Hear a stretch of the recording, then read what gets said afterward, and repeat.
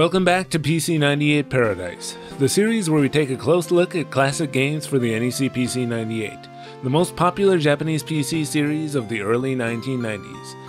SNES fans may remember a little game from Enix called EVO, or EVO as I always called it, Search for Eden, an action RPG where you gradually evolve yourself into different creatures in order to make your way to the end. In Japan on the Super Famicom, this game was called Yonjuroku Okunen Monogatari, which means a story of 4.6 billion years, and the game's subtitle was Harukanaru Eden, or To Distant Eden. But there was an even earlier version of the game for the PC98, released in 1990. This one instead had the subtitle The Shinkaron, or The Theory of Evolution, and was a turn-based RPG. The game also featured a more detailed and mature story, which you can experience in English if you want, thanks to a full patch made by 46 Okumen, the translation group who named themselves after the game, and who also made the English patch for the PC98 game Rusty, and others. Over the years, this game seems to be the one that I've gotten the most requests for me to cover on PC98 Paradise, through YouTube comments and the like. It was a little difficult to obtain a copy of the game for a decent price, but now that I have it, today on PC98 Paradise, let's finally do Yonjuroku Okunen Monogatari, The Shinkaron.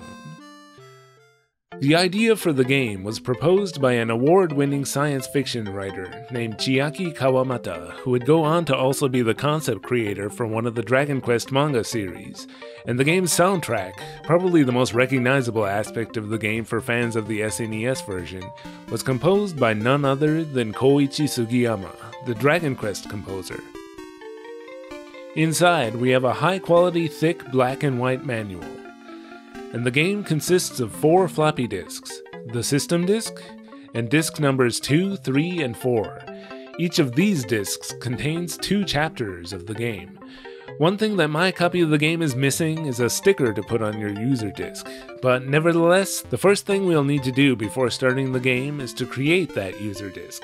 To do so, the manual says you'll need a blank disk, the game's system disk, and a bootable DOS disk, which we first use to boot into DOS. Then we replace it with the game's system disk and type inst. The game's installer will start and ask us to put the DOS disk right back into drive A, and the blank disk in drive B. The installer will format the blank disk and copy the MS-DOS system to it. Then it asks you to replace the DOS disk with the game's system disk so it can install system files to the new disk. Then we finally have our user disk, which will also serve as the game's boot disk. The installer says that in order to start the game, we have to boot with the user disk in drive A and the game's disk number 2 in drive B.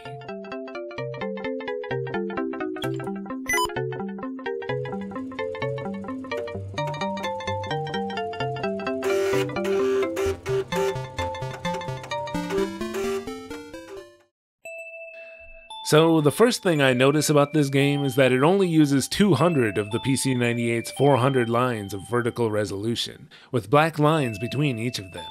It looks a lot like a PC88 game, though of course it uses the PC98's higher color palette. I don't really like how the black lines make the game look darker on YouTube, so like I did in my Princess Tomato video, I'm going to use a line doubling hack enabled through the utility ER-Cache. And while I'm at it, I'll also slow my CPU speed down a bit, cause while it is perfectly playable at full speed, it does look a little ridiculous to me. The game was made to run on a ton of different PC98 models and different speeds, so there's no right or wrong way to do it, but this feels reasonable to me, and should still keep us moving at a pretty quick pace. So now booting the game again from the beginning, let's watch the opening sequence. The intro text warns us that this evolutionary tale is a fantasy, and not related to any scientific theories of evolution, nor any religious drama, as it literally says. Evolution? The opening graphics and text start with the Big Bang, and then explain the creation of our galaxy and solar system, and the Earth. And then what the game calls the birth of you, meaning the beginning of life and the first single-cell organisms. We then jump ahead to fish and the screen introducing Chapter 1, the Aquatic Era. You're thrown into the role of a fish who was recently rescued and is a newcomer to this peaceful fish utopia of sorts. You can swim around and talk to the other sea creatures. Suddenly, though, this peaceful place is completely changed in a flash of light. This reminds me so much of the beginning of Ecco the Dolphin, which has got to be a coincidence since I doubt the Hungarian developers of that game ever played this one. Anyway, now all the fish are unhappy and blame you, the outsider, for the change. So you are banished from paradise, and when you leave, the narration even says that unbeknownst to you, the place was washed away and destroyed soon after you left. So now we're in the real game where we'll fight other sea creatures in order to evolve. We'll start out with these easy jellyfish before moving on to anything harder. The battle system is extremely basic. You have attacks, special attacks, and run. Later in the game there will also be items, but you seldom need to use them. You basically trade blows until you win. You regain HP automatically when you're not moving, but this is only really useful early in the game. It's way too slow later when you have a high HP max. By the way, the game doesn't have gamepad support, so I decided to use the Elecom JC82 again to connect a gamepad through the keyboard port, just cause that's the way I like to play. You can save and load your game anywhere, and you get 6 save slots on your user disk. I made a whole bunch of user disks in order to get more slots. If you enjoy leveling up in old school RPGs, then this is the game for you. Pure leveling bliss is a major part of the game, and unlike other RPGs, here you'll be changing into a different creature with each level up.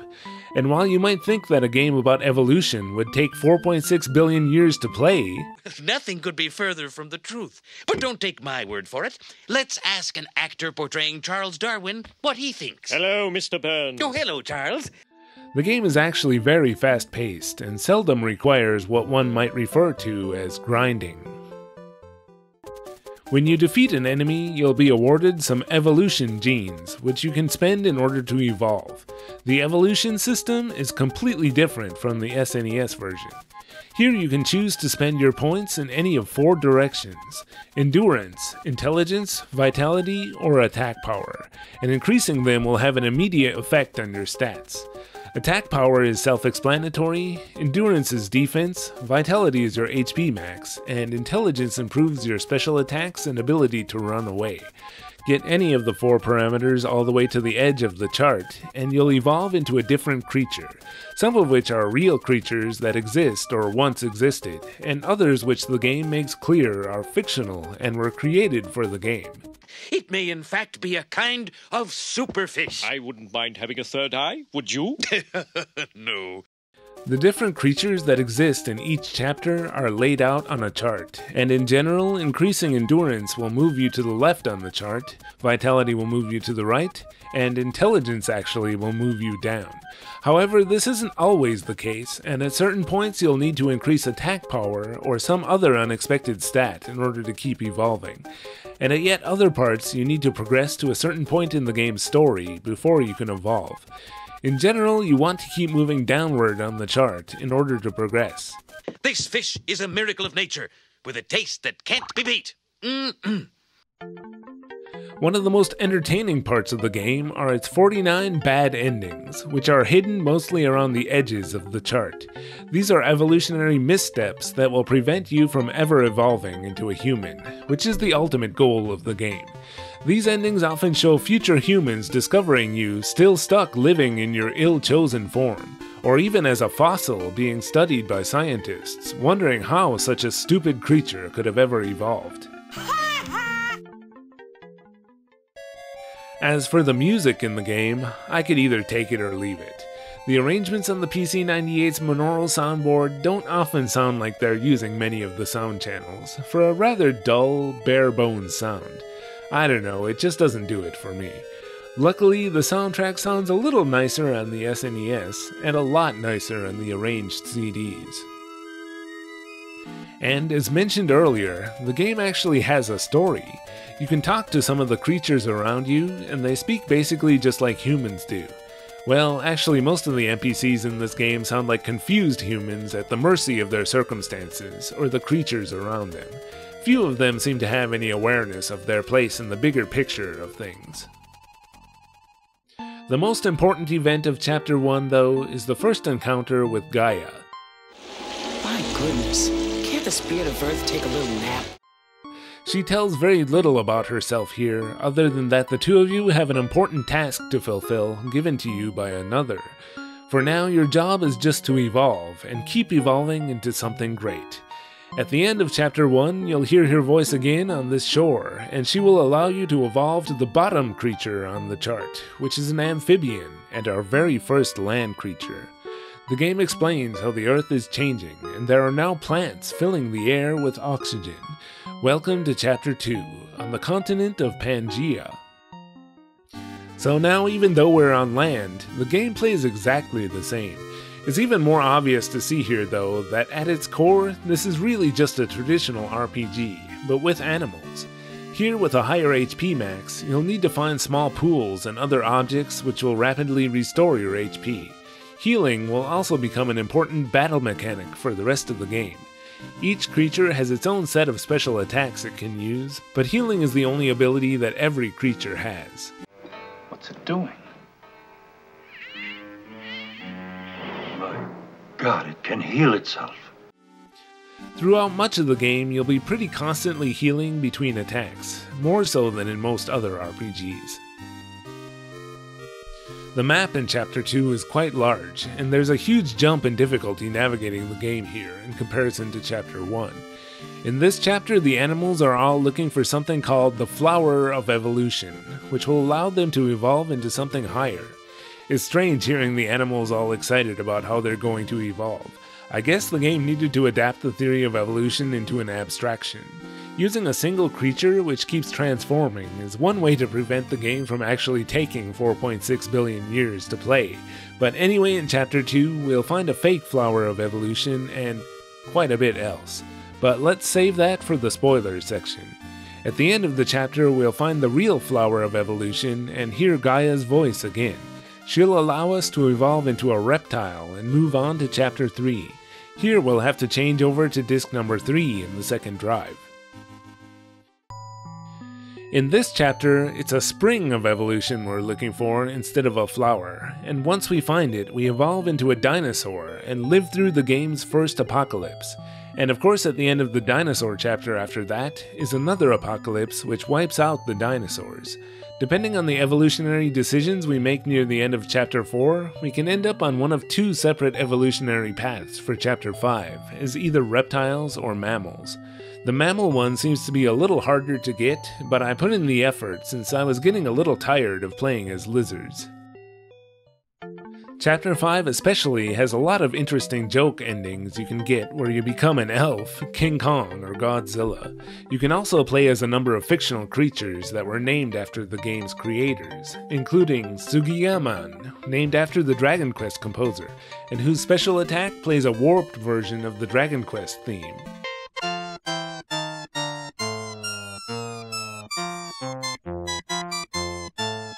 At the end of the mammals branch, we do eventually get to Homo sapiens, but before I go any further, let's backtrack a little in order to cover spoilers. Those of you who are still planning to play through the game in the future, perhaps using the excellent English patch, may want to skip this part of the video. Chapter 2 is where we first find the ruins and even a dead body left by the Lunarians, an ancient intelligent species who lived on the moon and followed a god they called Lucifer. Lucifer granted them knowledge and technology, but the technology ruined the environment of the moon, making it uninhabitable. So the Lunarians migrated to other planets and even experimented a little with colonizing Earth. And in Chapter 4, we meet Lucifer, who is actually Gaia's evil sister, Juma. I think the English patch just calls her Devil. Juma brings the asteroid that kills off the dinosaurs, but Gaia creates a sanctuary where you and a few others can survive. Juma then leaves the Earth for dead, thinking that no creatures can possibly thrive there ever again.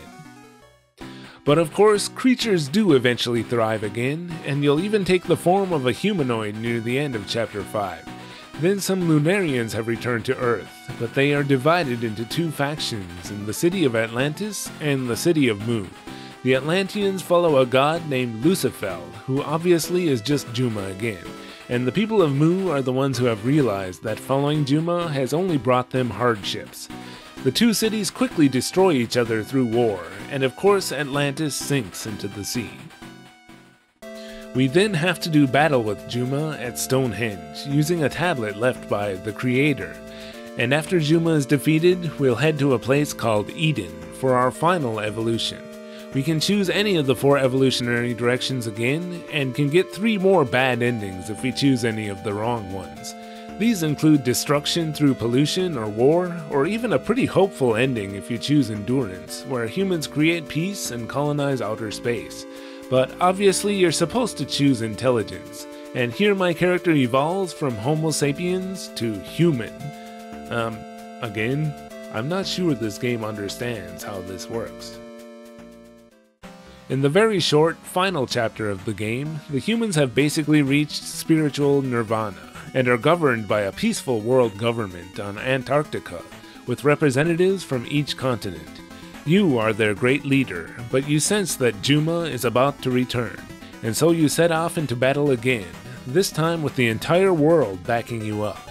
Unfortunately, Juma has evolved too, to a point where she is even stronger and easily defeats you. But only your physical body is destroyed, and Gaia finally appears to reveal all.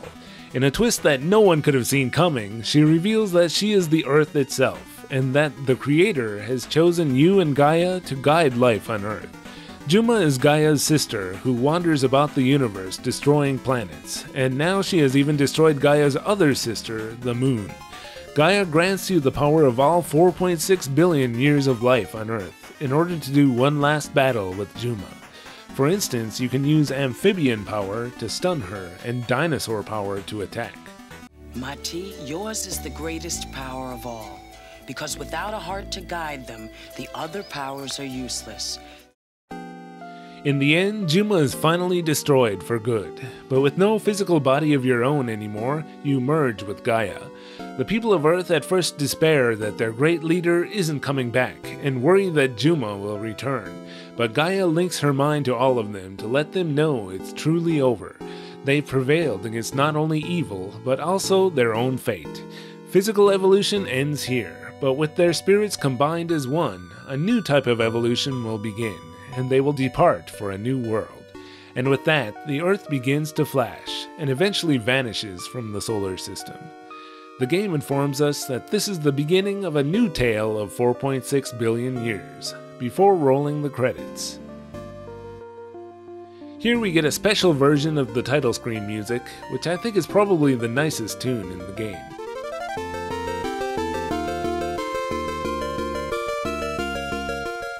The game was programmed by someone from a company called DeltaSoft, and Dynamic Kikaku is credited just because that was the company that the concept creator Chiaki Kawamata and supervisor Hiroshi Yokokura were officially associated with at the time, rather than Enix.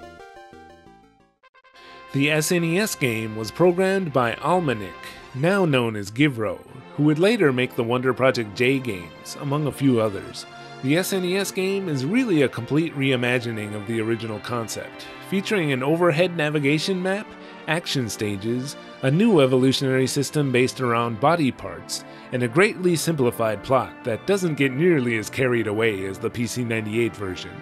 On the surface, it looks like it might be a wholesome game to teach kids about evolution, but in reality, it teaches all the wrong lessons, and the goal of the game is to get to Eden so that you can f*** Gaia. Or that's my interpretation anyway. I remember my family obtaining a used copy of this game from a video rental store when we were growing up. Mostly my brother Stu-Rat played it. I don't remember liking it that much, and even playing it again now, I gotta say I'm not a big fan of the action, especially the bite attack, and how you need to be lined up just right with your mouth near the enemies in order to use it. The rapid hits you can take if you end up in the wrong place are also not a lot of fun. Still, the game is relatively short and sweet if you know what you're doing, and is considered to be a hidden classic by many SNES fans.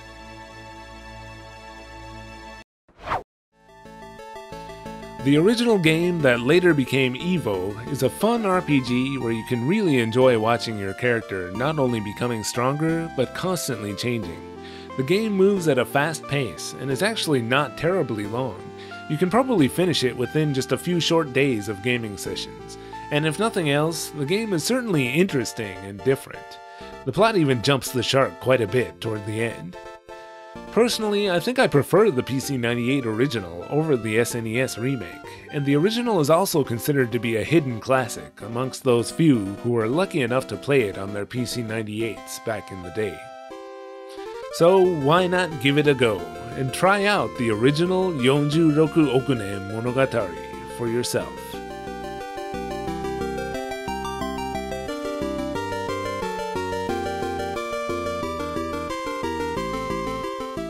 Thanks for watching this episode of PC98 Paradise. This video was a request from my longtime patron, NicheMode.com. Somebody had to be the one to finally request this one officially. All my other patrons are awesome as well, and do a lot to make videos like this one possible. Thanks to all of you too for watching as always.